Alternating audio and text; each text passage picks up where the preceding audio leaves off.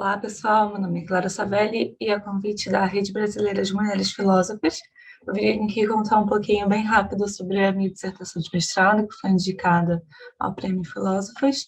Ela se chama Poética de Aristóteles, Ética e a Reação Humana à Ficção e foi orientada pelo professor Dr. Marcelo de Araújo na Universidade Estadual do Rio de Janeiro, a UERJ. Para começar, então, no primeiro capítulo eu falei sobre a Poética de Aristóteles, dando um panorama geral do que é apresentado em Poética, com destaque especial para as partes que o Aristóteles se atém às reações da audiência às tragédias. Elas são duas, né, reações que ele mapeia, que são a compaixão e o pavor, e elas surgem em tramas com personagens intermediários que, em busca pela felicidade, acabam passando da boa fortuna para a má fortuna por terem cometido um erro. Então, além de expor a teoria presente em Poética, eu fiz uma aplicação dela na literatura, citando alguns livros como exemplos, e o objetivo desse capítulo era descobrir se era possível interpretar o presente, o que está em Poética, para além das tragédias, para outras obras, no meu caso, literatura. No segundo capítulo, eu queria entender por que nós reagimos afetivamente às ficções, e aí partir da primeira pergunta, que era por que os seres humanos vão assistir tragédia? Por que a gente vai colocar um filme que a gente sabe que a gente vai chorar? E a conclusão, né, é que existe um prazer em sentir a compaixão e o pavor, que Aristóteles levantou lá atrás, em um ambiente seguro, sem que existam motivos reais para se sentir dessa forma. E aí essas discussões sobre o paradoxo da tragédia, que eles chamam, levam ao início das discussões do paradoxo da ficção, que era realmente o que eu estava interessada em estudar. O paradoxo da ficção começou com as discussões de Redford e Weston e parte de três premissas. A primeira é que nós costumeiramente reagimos emocionalmente por situações e personagens que nós sabemos que são ficcionais. A segunda é que emoções logicamente pressupõem crenças na existência do objeto ou situação que gerou essa emoção. E a terceira é que nós não temos crença na existência desses objetos e situações que nós sabemos sim ser fictícios. É bem paradoxal, né? Uma coisa não faz sentido com a outra. E aí existem algumas teorias que buscam explicar esse paradoxo. A primeira é a teoria do faz de conta, que rejeita a primeira premissa do paradoxo e diz que o que aconteceria é um jogo de faz de conta e que nós sabemos, né, o que a gente está exposto não é real. Então, os nossos sentimentos também não são reais, mas quase sentimentos, que é o que eles chamam. O exemplo que eles dão é o Charlie Monstro. Charlie é um menininho que foi assistir um filme de monstro com seu pai, que está, de fato, assustado com o filme, mas não é um susto, um medo real. É um medo quase sentimento, porque ele não levanta do cinema e sai correndo e vai embora. Ele sabe que o monstro não vai pegar ele, que ele não está exposto realmente àquele perigo. Na teoria do pensamento, eles rejeitam a segunda premissa do paradoxo e dizem que não é a existência dos personagens e situações que importa, mas como a gente pensa sobre eles. É a gente que acaba criando o sentimento. E aí, como exemplo, eles dão a gente se imaginar na beira do penhasco. Só de imaginar que a gente está na beira do penhasco, a gente já fica aflito, já dá frio na barriga, já dá um nervoso. Então, a gente está aqui conversando, então não está numa beira de penhasco, mas só essa sensação, esse pensamento já traz esse sentimento.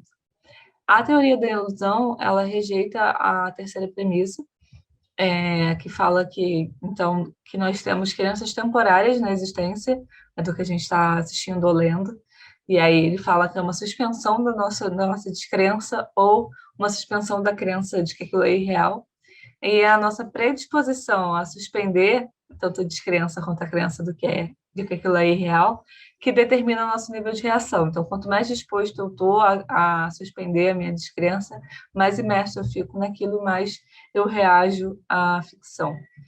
A teoria da contraparte, por sua vez, diz que a nossa reação não é para a ficção, mas para contrapartes da realidade que nós conectamos com ela. Então, quando a gente vê um filme triste sobre alguém que está lutando com câncer, por exemplo, a gente não fica triste pelo personagem em si, mas por alguém que a gente conhece ou que ouviu falar na nossa vida real, que passou por uma situação parecida, por exemplo.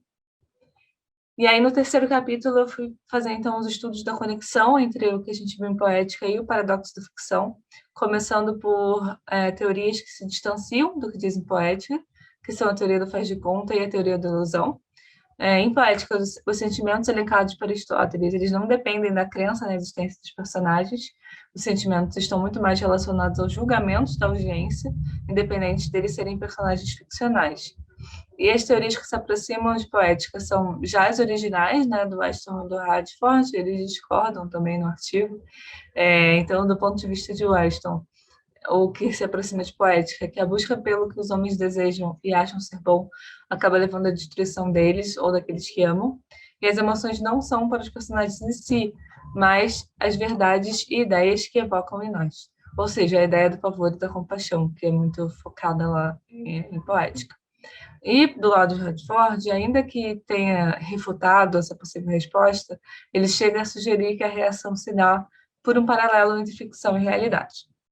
Na teoria do pensamento, também tem conexão com poética e se aproxima do que diz Aristóteles, porque nós somos capazes de nos imaginar na situação dos personagens e ter empatia por eles, ainda que eles não tenham correspondentes na vida real. E a teoria da contraparte também tem essa conexão, porque nós correlacionamos os personagens e situações com personagens e situações reais que conhecemos ou tomamos conhecimento da existência. Existem outros pontos de conexão, como a mimese, a catarse, que também acontecem, né, no livro ou num filme, uma série, enfim, no objeto artístico que a gente está tendo contato. E a poética expandida no meu estudo, eu acho que ela pode ser tida como resposta ao paradoxo da ficção. Nós reagimos às obras de ficção porque estamos movidos pelo pavor daquelas situações acontecendo conosco ou com quem a gente ama, e temos compaixão por personagens que não merecem uma má fortuna, talvez por também vermos a nós ou a quem amamos deles. Seria interessante ver quais sentimentos desejados que Aristóteles atribuiria a outros tipos de peça, né, como comédia e epopeia, mas como eu falei no início, a gente perdeu na história essa parte do livro. Seres humanos têm outras formas de reação à ficção que não pavor e a compaixão, e as respostas emocionais, então, estariam relacionadas com nossos valores éticos. Essa é a premissa que eu parti. São eles que fazem com que possamos fazer um julgamento das pessoas e situações. É um padrão de reação, mas com certeza não é o único. E aí, entrando um pouquinho em ética e reação à monoficção no quarto capítulo, eu cheguei à conclusão de que era necessário definir, então, conceitos de ética para entender como é que ela pode afetar as nossas possíveis reações. E aí fui estudar a ética Nicômaco, então, que diz que ações e escolhas dos indivíduos têm como fim atingir um bem, que é a felicidade. E para Aristóteles, uma pessoa feliz é uma pessoa virtuosa. Para ser virtuoso, é necessário praticar atos dignos de louvor. Como? Copiando outras pessoas que já são virtuosas, então praticando mimese. Mas como saber quais atos são dignos de louvor para mimetizar? Aí sim é um julgamento de valor. A virtude seria uma definição de caráter que queremos para nós ou para pessoas que convivemos. A ação habitual virtuosa é aquela que se realiza no meio termo entre duas extrapolações, ou seja, é preciso agir repetidamente nesse meio termo, nessa posição intermediária, para se adquirir aquela virtude. Para agir nesse meio termo, é necessário desenvolver a virtude intelectual da sabedoria prática, também chamada de prudência, que só é possível desenvolvê-la através de instrução e do ensino. Conexões, então, entre a ética e poética. A busca pela felicidade, os seres humanos estão, então, em sua jornada pela felicidade, da mesma forma que estão os personagens, fazendo a mimese da nossa jornada do mundo real. O caráter se manifesta pelas ações. Um ser humano só se torna virtuoso ao agir habitualmente como um ser humano virtuoso, e nós só vemos o caráter de um indivíduo e de um personagem por meio de suas ações. Não adianta dizer que é virtuoso, tem que agir como ser virtuoso. O critério de virtude é o mesmo na ficção e na realidade. Para um personagem ser considerado virtuoso pela audiência, ele precisa, então, estar mimetizando ações que são consideradas virtuosas na nossa realidade também. A índole intermediária, o melhor personagem para Aristóteles é aquele que tem uma índole intermediária. A princípio, a gente tem a impressão de que isso significa que ele não é virtuoso, apenas mediano, mas ao ler ética, a gente percebe que a virtude está justamente em estar nesse meio termo, nem pecando pelo excesso, nem pecando pela falta.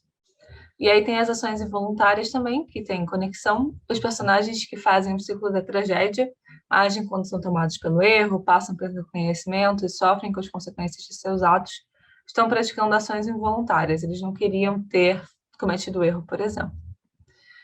Os seres humanos são responsáveis pelos seus destinos. Se os seres humanos são responsáveis pelos seus destinos e por suas escolhas, os personagens também são.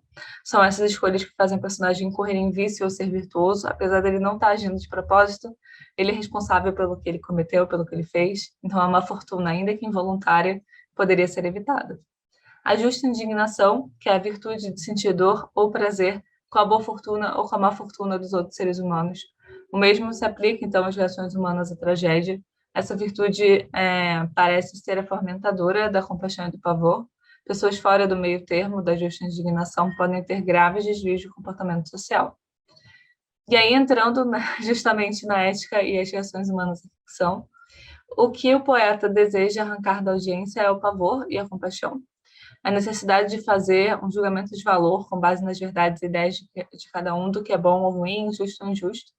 E o próprio conceito de catarse, que pode funcionar como uma espécie de educação ética, desenvolve os hábitos de gerar emoção da forma correta, ou seja, desenvolve a justa indignação que a gente viu anteriormente. Essa catarse como educação ética também pode ser entendida como uma forma de obter a virtude da sabedoria prática, da prudência. Seria possível, então, aprender a melhor forma de agir sem necessariamente passar por aquela situação, apenas observando alguém passar por aquela situação? E aí a gente entra um pouco na ética mimética.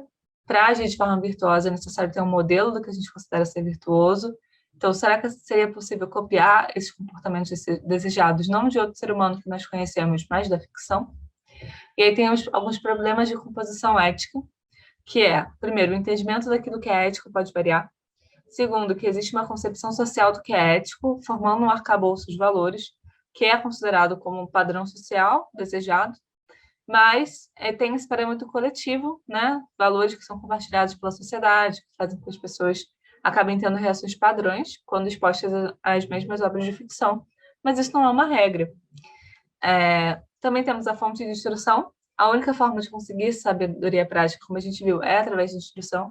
Então, será que é possível dizer que diferentes formas de instrução geram diferentes resultados? Falsas sabedorias práticas, falsas sensações de meio termo, deslocamento do eixo ético. Isso é um problema, assim, com relação a desse ponto de vista.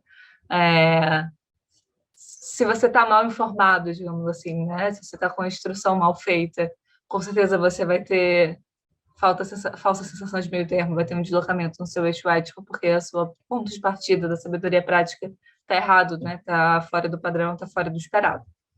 E aí a gente entra justamente nisso, em diferente arcabouço ético, igual a diferentes reações. As pessoas com deslocamento nesse eixo poderão ter reações diferentes à ficção daquelas que são esperadas. Então, dependendo da variação, podem ser ameaças, especialmente se essas pessoas ocuparem cargos importantes preeminentes na sociedade ou produzirem arte. Será que essa arte criada para essas pessoas fora do padrão não pode também servir de instrução, gerando uma perpetuação dos comportamentos fora do padrão ético da sociedade? E aí uma outra questão, que é a reação emocional à ficção e o impacto delas na formação ética. Se a nossa composição ética impacta nossas reações à ficção, será que a premissa contrária também não é verdadeira? O exemplo da virtude pode vir da ficção? Existe um perigo, né, que é extrapolar o aprendizado mimético, que pode trazer muitos exemplos para mimese fora do padrão social desejado. Mas também existem vantagens de extrapolar esse aprendizado, gerar empatia, por exemplo, entendida como a capacidade para nos colocarmos nos lugares dos personagens, a empatia narrativa. E a empatia acaba nos movendo a agir eticamente, como forma crítica, forma de escape das demandas sociais, como forma de defesa. Se tiver a realidade do indivíduo na ficção, que tem um paralelo com uma realidade de pessoas, e agir em prol daquele grupo. Essa reação e comportamento empático perdura no tempo. Então, será que não houve uma mudança nesse ordenamento de valores? E aí, como conclusão, a primeira Aristóteles já leva como fato a capacidade humana de reação à ficção, mas estuda o que motiva o ser humano a sentir pavor e compaixão. O julgamento que nos faz ter essas reações também vale para outras obras artísticas, não só a dramaturgia estudada por ele em Poética.